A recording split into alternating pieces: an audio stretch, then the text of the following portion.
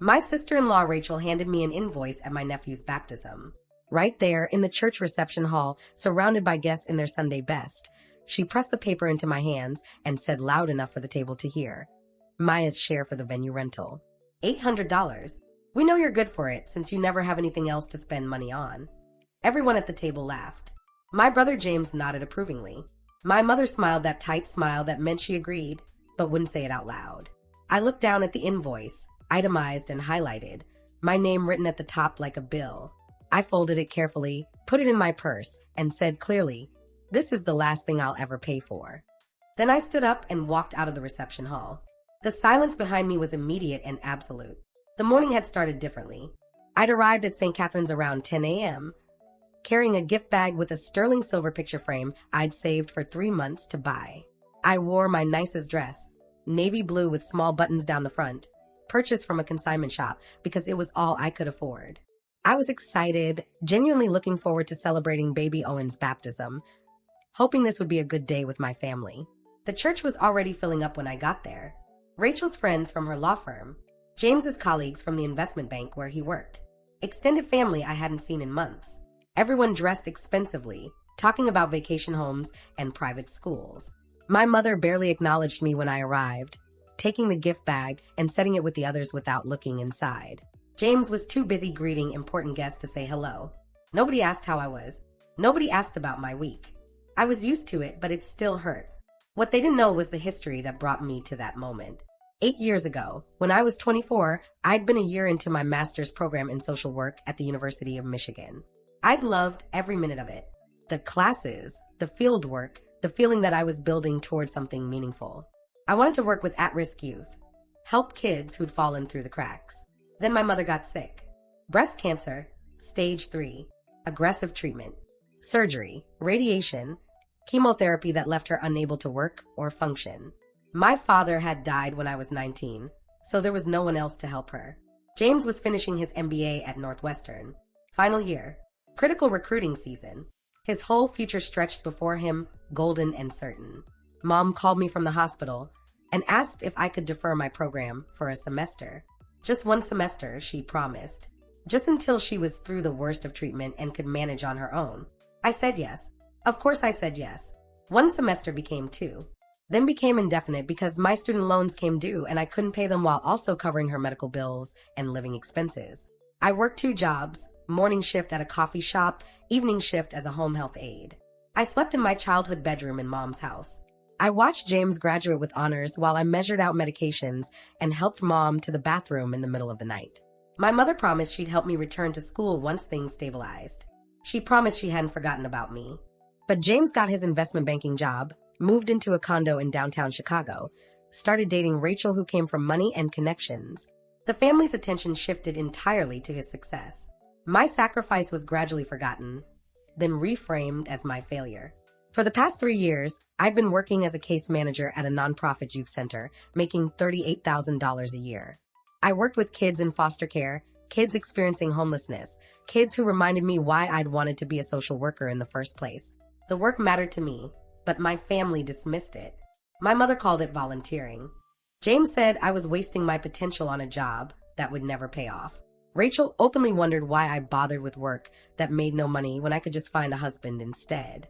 Before Rachel handed me that invoice, I'd been standing near the dessert table trying to stay out of the way when I overheard my mother talking to some of Rachel's relatives. "James has done so well for himself," she was saying, her voice bright with pride.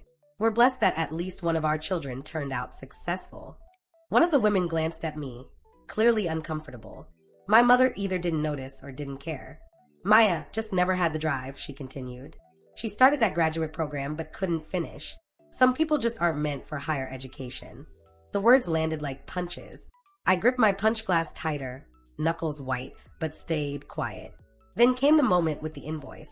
Rachel made a production of it, pulling out a folder with printed, itemized expenses. She handed invoices to several family members, cousins, aunts, people who'd contributed to planning the baptism. Then she got to me. "Maya's share," she announced. "We know money's tight for you, but family helps family. And we know you're good for it since you never have anything else to spend money on, no mortgage, no car payment, no husband or kids to support." The table erupted in knowing laughter. Not polite chuckles, but genuine amusement like she'd made a clever joke. My mother was laughing. My Aunt Linda was laughing. James's boss was laughing. I looked at the invoice. It listed venue rental, catering deposits, decoration costs, photography fees. My share was calculated and highlighted. $800. $800. Nearly a month of my groceries. 2 weeks of my take-home pay. For a party I hadn't helped plan, at a venue I hadn't chosen. Celebrating with people who thought I was a joke. My hand shook. My throat tightened. But something inside me hardened instead of breaking. I folded the invoice, put it in my purse, and stood up. "This is the last thing I'll ever pay for," I said clearly, calmly, so everyone could hear. Then I turned and walked toward the exit. The laughter died instantly. The silence that replaced it was thick and shocked. I heard my mother gasp. I heard someone whisper, "Oh my God, did she just—" I didn't look back. I walked through the reception hall, through the church parking lot, to my 12-year-old Honda Accord. My hand shook so badly I could barely unlock the door. The moment I got inside, my phone started buzzing violently. Text from Mom. "How dare you make a scene at Owen's baptism? Get back here right now." Text from James. "You're being ridiculous. It's $800, not $8,000. Stop being dramatic." Text from Rachel. "Your behavior is completely unacceptable. You owe us all an apology." Text from Mom. "I'm humiliated. Everyone is asking what's wrong with you." I drove 45 minutes back to my apartment in Ann Arbor, vision blurred with tears, phone buzzing continuously in my passenger seat. When I finally parked, I sat in my car and cried harder than I had in years. Not just because of the invoice, but because of what it represented. After everything I'd sacrificed for this family, they saw me as an ATM and a joke. I went inside my tiny studio apartment, the one I could barely afford on my nonprofit salary, and collapsed on my bed. I blocked all their numbers. Every single one. Then I cried until I had nothing left, grieving the family I thought I had. Around 9 p.m., emotionally exhausted, I noticed an email notification on my phone. The subject line read, "Interview request, Director of Youth Services." I sat up, confused.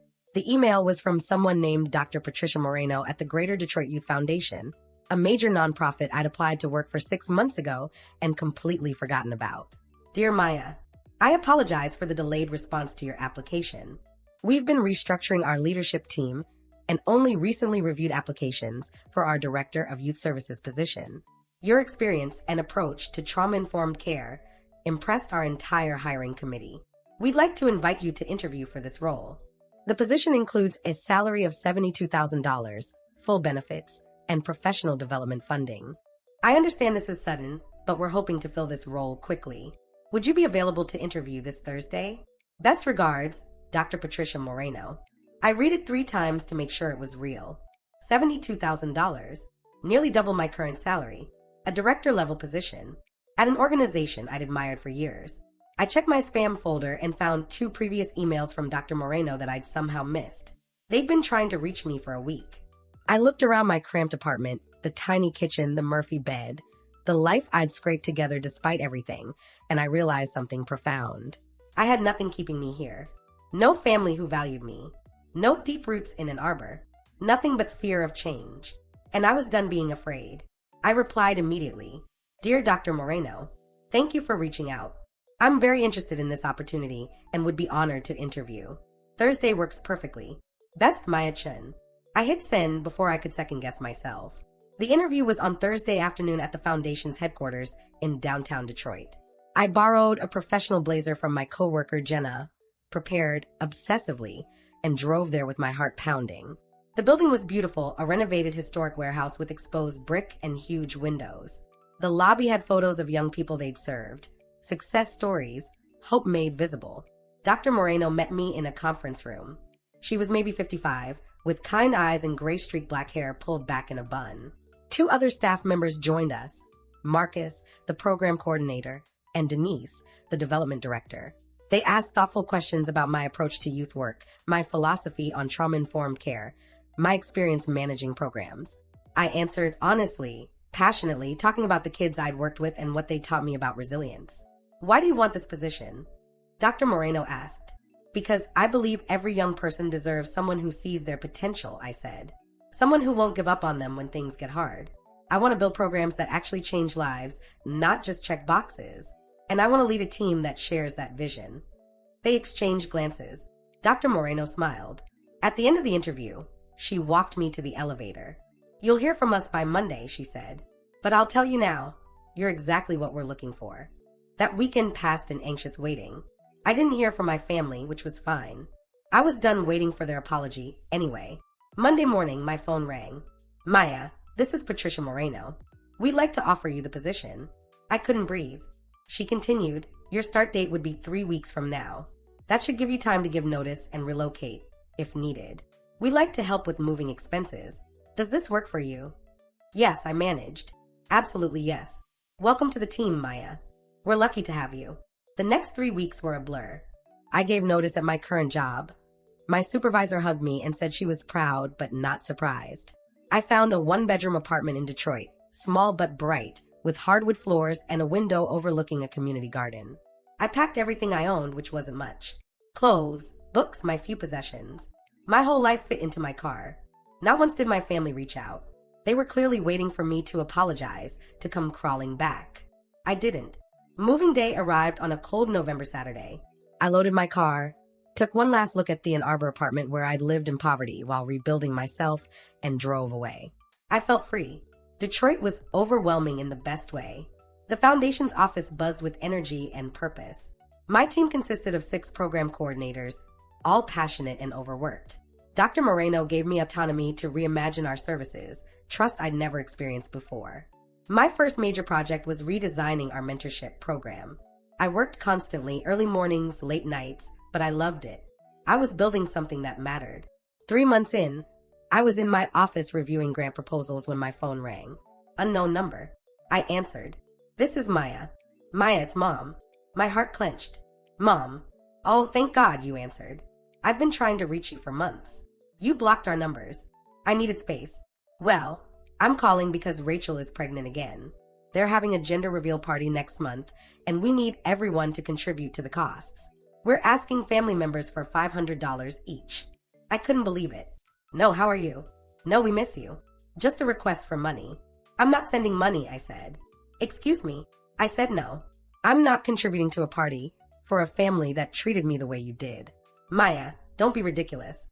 That was months ago. We barely remember what happened. You're holding a grudge over nothing." "It wasn't nothing, Mom. And I'm done pretending it was." I hung up. My hands were shaking, but I felt powerful. That evening, I got an email that changed everything. The Kensington Foundation, a massive national youth services organization, was requesting proposals from nonprofits for a pilot program partnership worth $2 million over 3 years. Dr. Moreno called an emergency meeting. "This is huge," she said. "Kensington partners with just 5 organizations nationwide. If we land this, it transforms what we can do." She looked at me. "Maya, I want you to lead this proposal. You understand our work better than anyone. You have the vision we need." My stomach twisted. The proposal deadline was 6 weeks away. But I knew I could do this. I threw myself into the work with an intensity that surprised everyone, including myself. I drafted program models, created budgets, wrote narratives about impact and sustainability. My team worked alongside me, late nights, weekend sessions, endless revisions. Marcus brought coffee and kept us on track. Denise handled the budget details. Dr. Moreno reviewed drafts and pushed me to think bigger. "This is extraordinary work," she said after reading my 3rd draft. "Maya, you're going to change lives with this." 2 weeks before the deadline, my phone rang. My brother's number, a new one I hadn't blocked. I answered against my better judgment. "Maya, it's James." "I know. Look, Mom told me you refused to contribute to the gender reveal. That's really selfish. After everything we've done for you." The irony was staggering. "After everything you've done for me?" I repeated slowly. "James, I dropped out of grad school to take care of Mom, so you could finish your MBA. I worked 2 jobs to pay her medical bills. I gave up my education for this family. What exactly have you done for me?" Silence. "That was your choice," he finally said. "Nobody forced you." "And leaving was my choice too," I replied. "Goodbye, James." I hung up. My hands were shaking, but I felt proud. Over the next week, Rachel started texting from different numbers. "You're tearing this family apart. Mom is crying every day because of you. We're cutting you out of the will if you don't apologize." I didn't respond. Each message made me more certain I was doing the right thing. The Kensington Foundation proposal deadline arrived. We submitted it electronically at 4:47 p.m., 13 minutes before the cutoff. My team cheered. Dr. Moreno hugged me. Now we wait, she said. 6 weeks later, on a Wednesday afternoon in April, Dr. Moreno got the call. I was in my office when she appeared in my doorway, crying. We got it, she said. Kensington chose us. $2 million over 3 years. The office erupted. People hugged, cried, celebrated. Dr. Moreno pulled me aside. This was you, Maya. Your vision, your work. I'm promoting you to associate director. Your salary is now $85,000. You've earned it. That evening, feeling triumphant, I got a text from my cousin Lisa. Saw you on the Kensington Foundation's website. Their press release about the partnership. When were you going to tell us about your fancy new job? I hadn't told them because I didn't know them updates about my life. But apparently Emma had Googled me and found the press release announcing the partnership, which included my name and photo as project lead. My phone started buzzing with messages. From James. Why didn't you tell us about this Kensington thing? Mom's friends are asking questions. From Rachel. People keep congratulating us on your success, and we had no idea what they were talking about. It's embarrassing. From Mom. I don't understand why you wouldn't share this news with your family. We would have been proud. I stared at the messages in disbelief. Not congratulations. Not we're happy for you. Just concern about their embarrassment and confusion that I hadn't included them. I didn't respond. 2 weeks later, my phone rang from another unknown number. Maya, it's Rachel. We need to talk. About what? James looked into this Kensington Foundation thing. There's no record of you working on anything like that. We think you're making this up for attention. I realized what happened.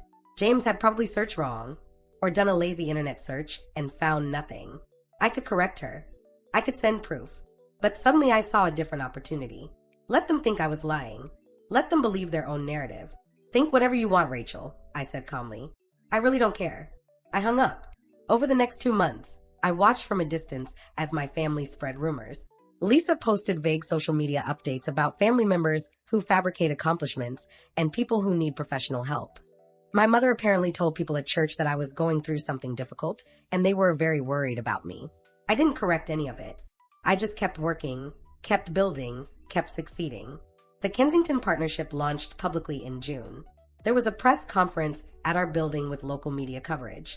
The foundation's website featured the program prominently, with my bio and photo as the associate director leading the initiative. Articles appeared in nonprofit trade publications. Detroit newspapers covered it. Social media lit up with positive responses, and my name was on everything. 3 days after the launch, my phone rang. My mother's number again. I answered. Hello. Maya. Her voice was strange, tight. Someone at my book club just showed me an article about you. About this Kensington Partnership and your position at the foundation. Is this real? Yes, Mom. It's all real. Why didn't you tell us? When would I have told you? When you called to ask for money? When James said I was selfish? When Rachel accused me of lying for attention? When exactly should I have shared this? Silence. People are asking questions, she said quietly. They want to know why you're not in our lives. It's embarrassing. You're embarrassed, I repeated slowly. That's what you're worried about. Maya, please. Rachel's gender reveal party is next month. Just come. We can put this behind us. There it was. No apology. No acknowledgement of wrongdoing. Just wanting to sweep everything away. I'll think about it, I said and hung up. But I'd already decided. I was going to that party. Not to make peace. To make sure they understood what they'd lost. Over the next 3 weeks, messages trickled in from various family members. My mother. We're so proud of what you've accomplished. Come celebrate with us. James. Hey sis, saw the articles about your work. That's impressive. Let's catch up. Rachel. Maya, I may have been too quick to judge. I hope you'll come to the party. Every message rewrote history. Erased the cruelty. Pretended the humiliation never happened. They wanted access to my success now. Wanted to bask in reflected glory. I showed the messages to Marcus one day over lunch. They want to use you, he said bluntly. Don't let them. I'm going to the party, I said. Why? Because they need to hear the truth. The gender reveal party was at James and Rachel's house in a wealthy Chicago suburb. I took the day off, drove from Detroit, and arrived exactly on time wearing a professional dress that announced I belonged anywhere I chose to be. Their house was enormous, 4 bedrooms, manicured lawn, everything screaming success. Inside was full of people. Extended family, Rachel's law firm colleagues, James's work friends. Everyone turned when I entered, curiosity and surprise on their faces. My mother pulled me into a hug. Thank you for coming. Everyone will be so happy to see you. She didn't apologize, just relief I was there. James approached with Owen, now nearly 2, in his arms. Maya, glad you could make it. Like nothing had ever happened. People approached me throughout the afternoon. We heard about your big foundation project. You must be so successful. James was just telling us how proud the family is. Each comment made my jaw tighter. After about an hour, James stood on their back deck and called for attention. The yard quieted. Thank you all for celebrating with us today, he said, holding Rachel's hand. This past year has been incredible, and we're so grateful to have our family around us. He looked at me, especially glad my sister could be here. Maya's always been driven and ambitious. We're proud of her success. The lie was too much. I stood up. Actually, I said clearly, I'd like to say something. My mother's face went pale, but everyone else nodded, assuming I'd give some sweet toast. I walked to the center of the yard, where everyone could see me. 8 months ago, I came to Owen's baptism.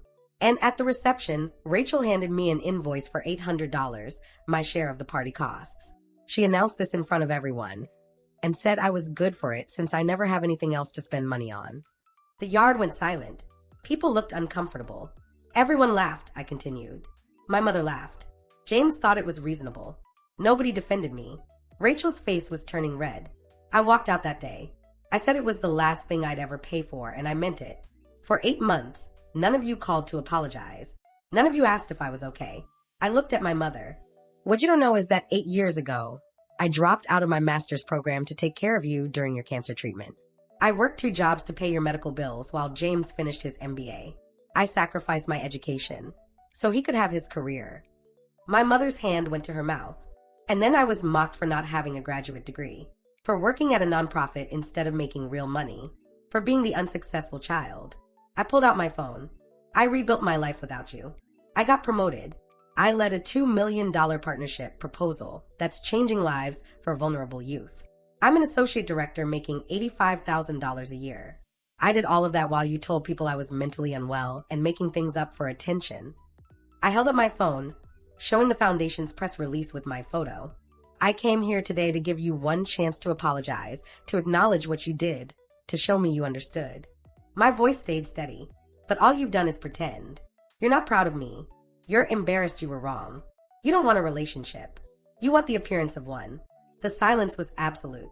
I forgive you, I said quietly, because holding anger only hurts me. But I'm done. You made your choice at that baptism.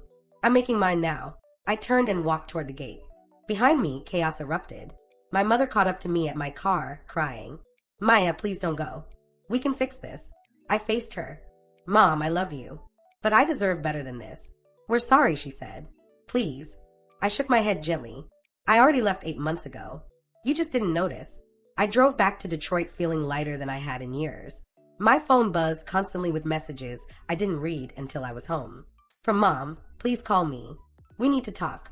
From James, you had no right to embarrass us like that. Even in crisis, he only cared about himself. But there was one unexpected message from Rachel I didn't understand. I'm sorry for what I said to you. You didn't deserve any of that. I didn't respond to anyone. I went inside my apartment, changed into comfortable clothes, and called Dr. Moreno to thank her for believing in me. How are you? She asked. Free, I said. And I was. 6 months later, I was sitting in my office when Dr. Moreno knocked. Got a minute? Always. The board voted this morning. We're creating a new position, Director of Strategic Initiatives. It's you, Maya. $95,000, plus overseeing all our major partnerships. What do you say? At 32 years old, I was becoming a director at a major foundation. Yes, I said. Absolutely yes. That evening, I got an email from my mother. Long, handwritten, scanned, and sent. She apologized. Really apologized. Took responsibility. Acknowledged what I'd sacrificed and how they'd failed me. I don't expect forgiveness, she wrote. But I needed you to know I finally understand what we did to you. I read it twice. It felt genuine, but words were just the start. Over the next year, my family proved they'd changed. My mother sent occasional emails, always respectful of boundaries. James apologized in a letter, admitted his jealousy, started therapy. Slowly, carefully, I let them back in. Not to the center of my life, but to the edges where we could build something new. I spent one Christmas with them. It was strange, but not terrible. My mother cried when I gave her a framed photo of me receiving an award from Kensington. I want everyone to see this, she said. I want them to know how proud I am. I'm 33 now. I'm a director at a foundation that's changing lives. I have a beautiful apartment in Detroit. I have real friendships and meaningful work. My family and I have a relationship now. Careful, boundaried, but real. Built on honesty instead of obligation. The journey taught me that my worth was never determined by their opinion. That walking away wasn't giving up, it was choosing myself. That success wasn't about revenge. It was about building something genuine. 3 years ago, I walked out of a baptism reception where my family humiliated me. Today, I have peace. If you're in a similar situation, know this. You deserve better. You deserve respect. And you deserve the courage to walk away from anything less. Your worth is not up for debate. It never was.